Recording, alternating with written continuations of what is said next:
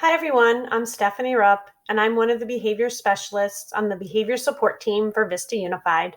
Today, we're going to talk about the function of behavior and learn why understanding the function of behavior will help us teach our students more appropriate ways to get what they need. So let's get started. The three main areas that we will talk about today are the ABCs of behavior, the function of behavior, and replacement behaviors, what we want to teach students to do instead of those interfering behaviors. So we'll start with the ABCs. Behavior analysis is based on a three-part contingency, the A, the B, and the C. So when we analyze behavior to determine what the function is, we look at first the antecedents. And the antecedents are those behaviors that occur immediately before the behavior. So antecedents would be things like asking a student to do a task, a math assignment, let's say, or a work demand, any kind of academic task, asking a student to come in off the playground, asking a student to stop a preferred activity and moving to a non-preferred activity. All of those things are antecedents that we see before the behavior. And then, of course, we see that behavior. And it's very important to make sure that when we talk about behavior, we define the behavior in observable and measurable terms. And that means that we need to describe what that behavior looks like so that everyone working with that student knows what that target behavior is that we would like to change. For example, if I say a student's off task, I may think that off task is one thing while someone else could think it's another. So if we wanted to describe off task, we would say the student either put their head down on their desk, maybe they ripped their paper, threw their pencil. Those are the behaviors that I would see that mean off task. So it's important to define those. And then the last piece is the consequence. And the consequence is what happens immediately after the behavior. So those are things like a reprimand from a teacher, like stop doing that, or you need to come over here, a redirection, you need to come over here, or sending a student out of the classroom, putting them away from other students. All of those things are consequences. Now, consequences can also be good for appropriate behaviors. So that would be saying good job when a student does something well, or giving a thumbs up, high five. All of those are positive consequences. So it's important to know that consequences basically increase the future frequency of behavior, or they decrease the future frequency of behavior. And when it comes to reinforcement and you reinforce a behavior, reinforcement increases the future frequency of behavior. But it's extremely important to know that function, because if the function of the behavior is to escape from an activity and the student uses that interfering behavior to escape, and then they're told to leave the classroom, we are inadvertently reinforcing that behavior, and we're going to continue to see it until we change that behavior and teach the student a more appropriate way to ask for a break. So let's talk about understanding behaviors. All behaviors serve a purpose. Every behavior has a function, and no creature, the living thing, engages in meaningless behavior. So behavior is learned, unless it's a reflex, a respondent or a reflex, such as blinking, breathing, swallowing. All of those are reflexes. All other behaviors are learned. And it's not that someone sat down and taught us to use interfering or unexpected behaviors to get things we want. We've just learned that when we use those behaviors, things happen that we want.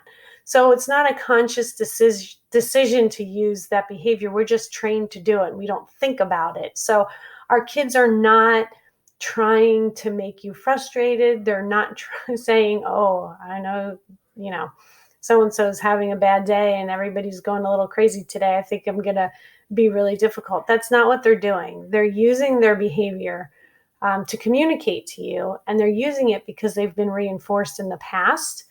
And that tells us scientifically that that's going to increase the future frequency of behavior. So what happens when we determine the function of the behavior? we change those consequences. So it's all fun and games until someone figures out the function of your behavior, which is exactly right. If now we know that that student wants to escape from a demand, then we're going to have to come up with another way to reinforce an appropriate behavior rather than sending the student out of the classroom. So let's talk about the function. Why do they do that? Well, typically, interfering behaviors have two functions. The first is access, to gain something. So our kids who want access typically want access to either a preferred item, such as a toy, maybe an activity, or Chromebook, something like that, or access to attention from peers, from staff, just from anyone around them, or access to attention from a particular individual. So it may be a particular staff member, a particular peer. All of those are access. The other function of behavior that we see in schools is escape and avoidance. So for students who want to escape or avoid, they want to get out of tasks that they do not like. They want to avoid the start of tasks that they do not like. And think about it, many of us have those behaviors. The alarm clock goes off in the morning. That, I may not want to get up, so I want to avoid getting up, so I hit the snooze button. That's a behavior. I'm reinforced with 10 more minutes of sleep. So I may continue to do that behavior until I'm actually late for work. And then I don't want to be late for work, so I change my behavior. But it's important to understand the function of behavior so we know, once again, how to address it and what strategies we can use. Now, some behaviors serve as an automatic reinforcement, and that typically we see in kids on the autism spectrum. They may flap their hands, they may rock their bodies, and those are more self-soothing type of behaviors. We don't typically see them in our classes. However, sometimes we do. And we need to address those in a different way. And those would be maybe providing some sort of sensory objects for the student, like a fidget or sitting in a rocking chair, to help them meet that need. So why do we need to know the function? Well, by knowing the function of the behavior, we will know how to respond to that behavior. And the first thing we do is we look at the environment and we see what's in the environment that we could either add or take away. And typically those are things like visual supports and providing warnings, transitional warnings from one place to the next, countdowns that we're going to end one task and move on to the next.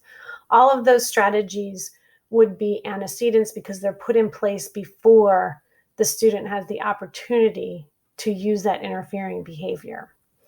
And then we teach replacement behaviors. So we look at the behavior that's interfering and we look at the function, and then we can decide what are some behaviors that a student can use. There are appropriate ways to ask for attention and what are appropriate ways to have an escape, such as a break.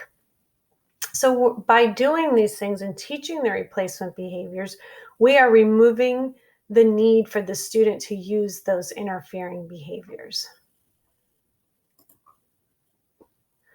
So replacement behaviors, those are the behaviors that we want to teach instead. So we determine the function. We look at, is it attention? Is it avoidance? Is it both? And once we determine the function, then we say, now what? So the interfering behavior needs to be replaced with an appropriate behavior. But it's important to note that these replacement behaviors need to serve the same function. So if the function is escape, we need to teach the student an appropriate way to escape rather than just running out of the classroom or having an interfering behavior in the classroom. It needs to happen just as quick as their interfering behavior. So if we set up, teach them another behavior, more appropriate behavior, and it's a long, convoluted process to do the behavior, then it's not going to serve meet their need, and they're going to go back to using that interfering behavior. So you need to put the replacement behaviors in place so that students don't have the need to use those interfering behaviors any longer. Let's talk about gaining access. So for a student who wants to gain access, we can teach the student an appropriate, acceptable way to ask for attention. So that would be things like raising your hand and waiting to be called on, or however you ask your students to get attention, rather than acting out, tapping other students, running around the room, calling out.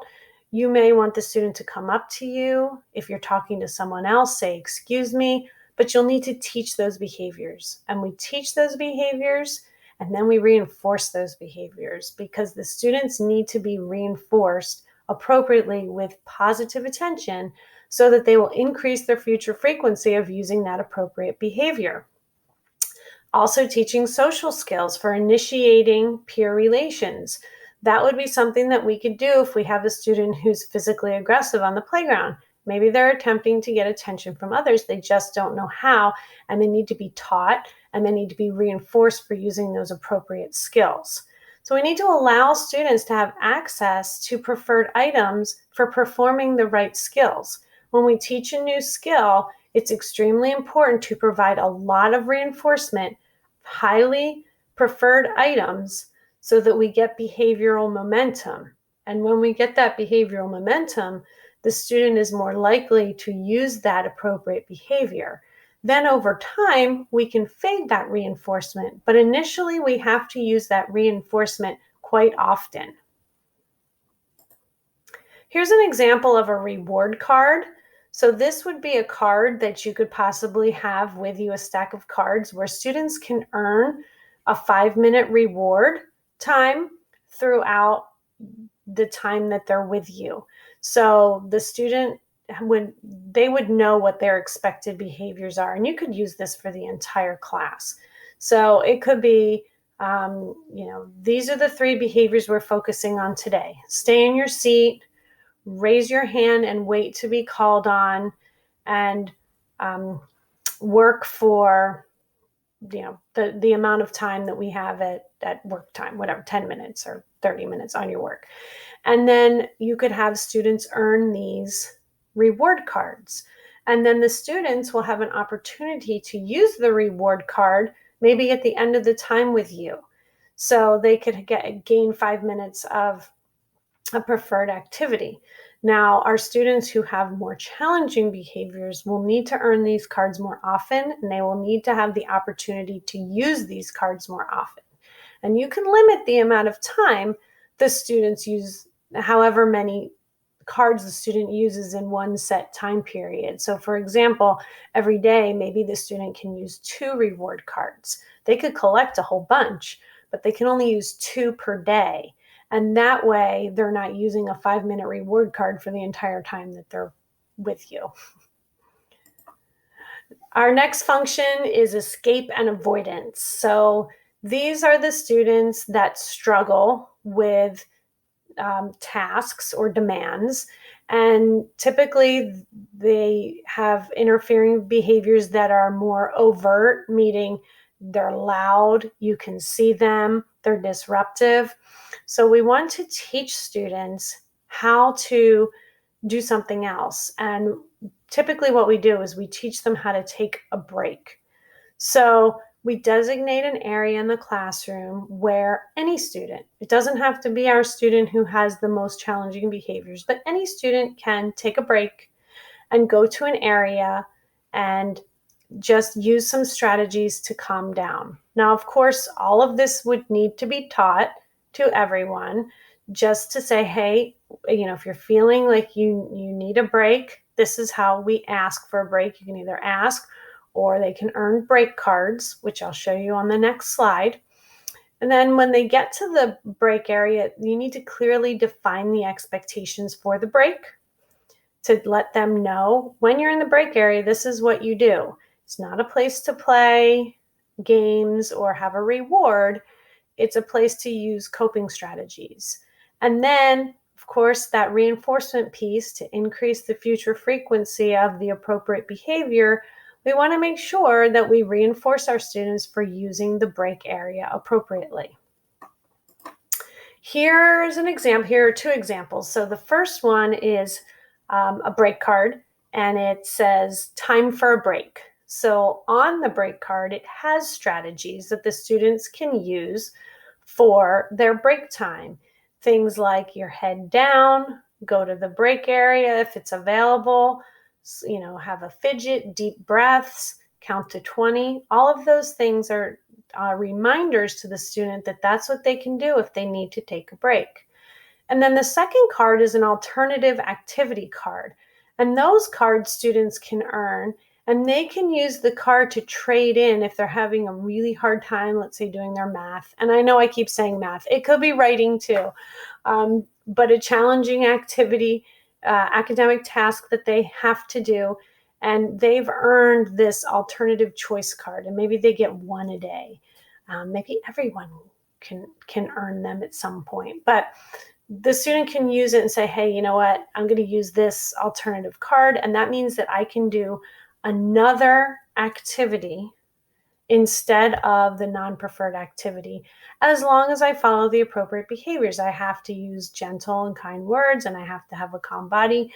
And then that's just another way that you build in an escape for the student in an appropriate way. And of course, initially, these escapes they're going to be there a lot, and we're going to reinforce them a lot. But as time goes on, we fade back the reinforcement, we fade back the amount of opportunities that the students have to use these things, and hopefully the new behavior will be learned, and they'll be using that instead of the interfering behavior. So here's a break area setup. You have, you designate an area in the classroom where they can take a break. You have a break box, and here's a picture over here of a little break box or a break basket with some calming activities in it. It may have a fidget, it may have a glitter bottle, anything that the students can use to de-escalate, not to get them sitting in there all day to have fun as a reward, but just some de-escalation things. And I would recommend that you only put one or two things in there at a time, because if you put too many, then the students have too many choices and they may stay in there for longer than they need to.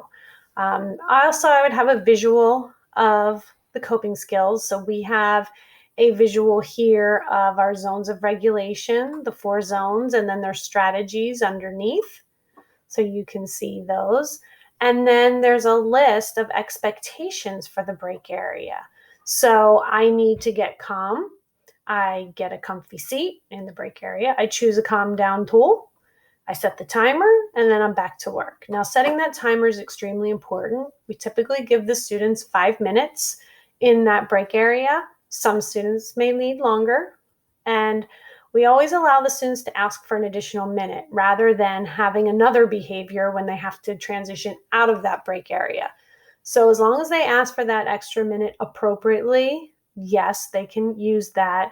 However, if they continue to argue or protest every time they're told to transition back, then we have to look at the reinforcement. And is the reinforcement for using the appropriate behavior strong enough? Are they earning really what they want? Or do we need to look at that? So let's put it all together.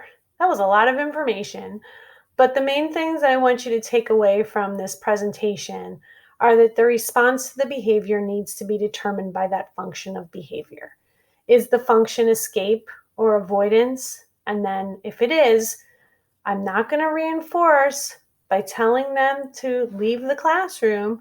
I'm not going to reinforce by allowing them to get out of that activity altogether, but I am going to build in some breaks, and I am going to teach them what they can do if they're having a really rough time with the task.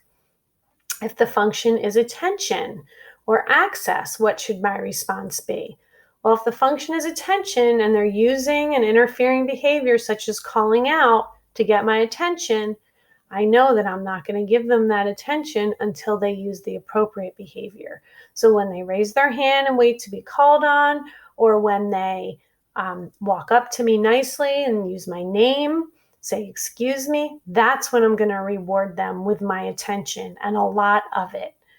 We can't simply change behavior, but we can change the antecedents, some of those events that occur before the behavior occurs. So putting supports in place, visuals, letting kids know what's going to happen, setting up expectations, following through with our consequences, and then we can change those consequences.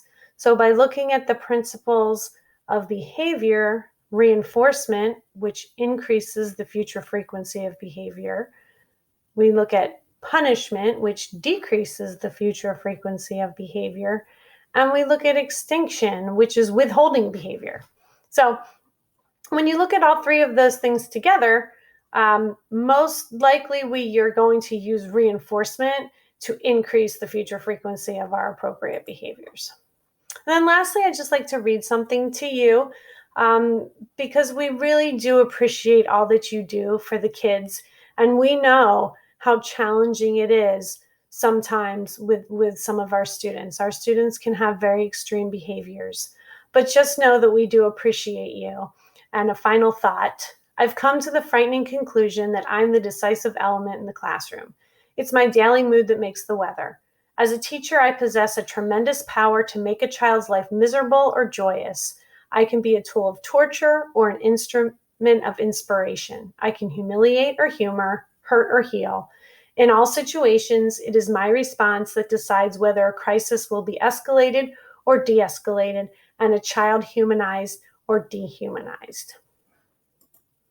Thank you so much for your time. We really do appreciate all that you do and hope to see you soon. Thank you. Bye.